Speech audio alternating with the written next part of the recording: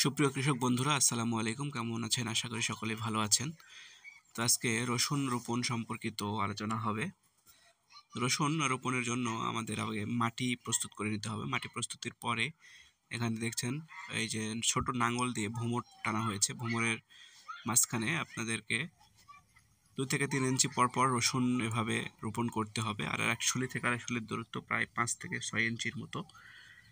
এভাবে আপনাদের রসুনগুলো রোপণ করতে হবে। তার কয়েকদিন পরে এরকম গাছ দেখা যাবে। 5 থেকে 6 দিন পরে এরকম গাছ উঠতে শুরু করবে। এরপরে রসুনের প্রধান এবং খুবই ধ্বংসকারী একটি উপাদান, সেটা হচ্ছে আগাছা। এটা আপনাকে অবশ্যই দমন করতে হবে। দমন করার পরে মাটিটা কিছুটা ঝুরঝুরে হয়ে যাবে, তখন অবশ্যই আপনাকে প্রথমবারের মতো পানি সেচ দিতে হবে। রসুন কিন্তু পানি সেচের জন্য খুবই গুরুত্বপূর্ণ। পানি সেচ দিলে আপনার রসুন তাড়াতাড়ি বৃদ্ধি পাবে, অন্যথায় রসুন কিন্তু মারা যাবে।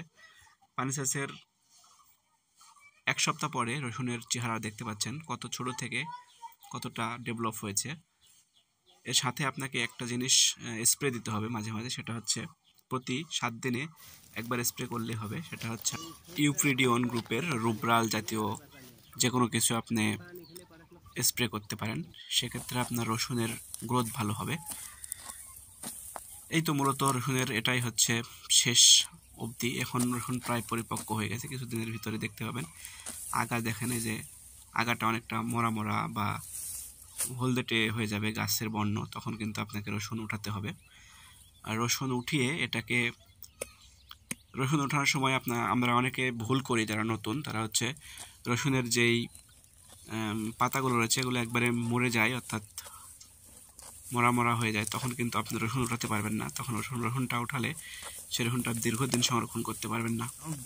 গাছ হালকা সবুজ রয়েছে এবং আগা মারা গেছে, এরকম টাইপে আপনাকে রসুনগুলো উঠাতে হবে। উঠিয়ে এটাকে রোদে কিছুদিন শুকাতে হবে নিচে। তারপরে এটাকে ঘরের তালা, যেটাকে আমরা বলি আমাদের গ্রামীণ ভাষায়, তালাই পাতলা করে, অথবা ঘরের মেঝেতে পাতলা করে, যেখানে একটু রোদের হালকা আভাস পাওয়া যায় সেখানে, সেই স্থানে হালকা করে মেলে রাখলে দীর্ঘদিন যাবৎ এটাকে রাখা যায়। এবং এই যে গাছগুলো দেখতেছেন এগুলো কিন্তু শুকিয়ে প্রায় আপনার কালচে রং ধারণ করে। তখন এটাকে আপনার বছরের যেই সময় পর্যন্ত রসুন রোপণের সময় আসে সে পর্যন্ত আপনারা সংরক্ষণ করতে পারবেন। তো রসুন চাষের মোটামুটি এ পর্যন্তই। আজকে আমার রসুন মূলত ওঠানো হচ্ছে।